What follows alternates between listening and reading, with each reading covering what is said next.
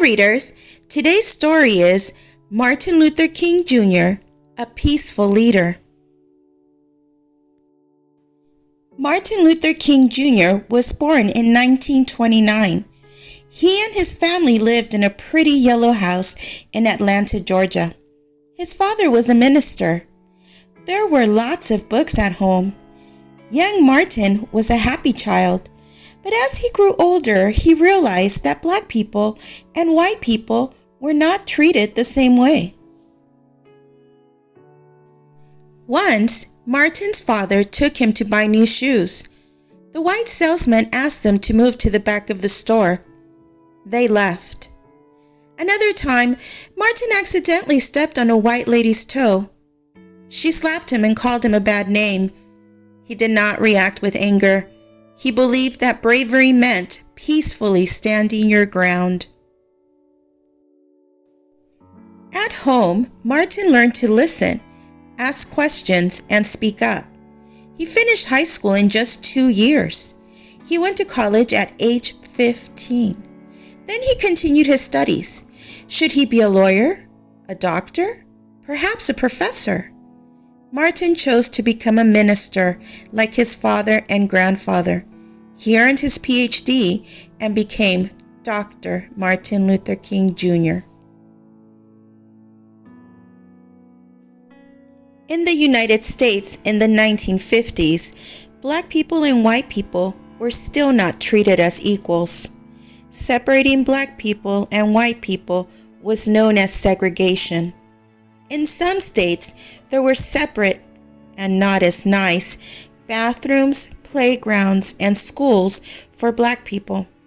Black people had to give up their bus seats for white passengers. Dr. King and his new wife Coretta moved to Montgomery, Alabama. He had a job as a pastor at a church. His words were powerful. He was a natural leader. He joined the civil rights movement. Other Black leaders were impressed by the young preacher. They thought he would be a good person to help lead their cause.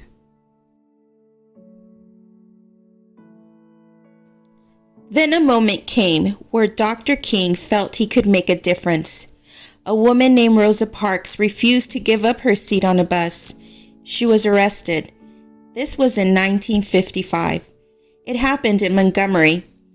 Dr. King and other civil rights leaders organized a protest. Dr. King urged Black people to stop riding the city's buses.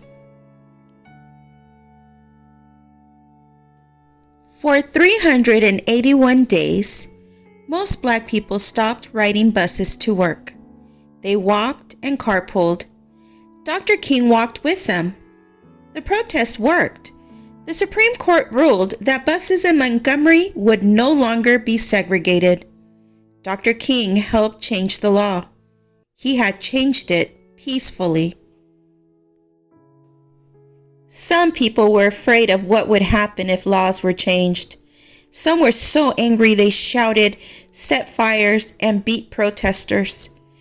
Once, a bomb went off on Dr. King's porch. Dr. King and other leaders were arrested many times. Dr. King showed everyone how to stand up for what is right.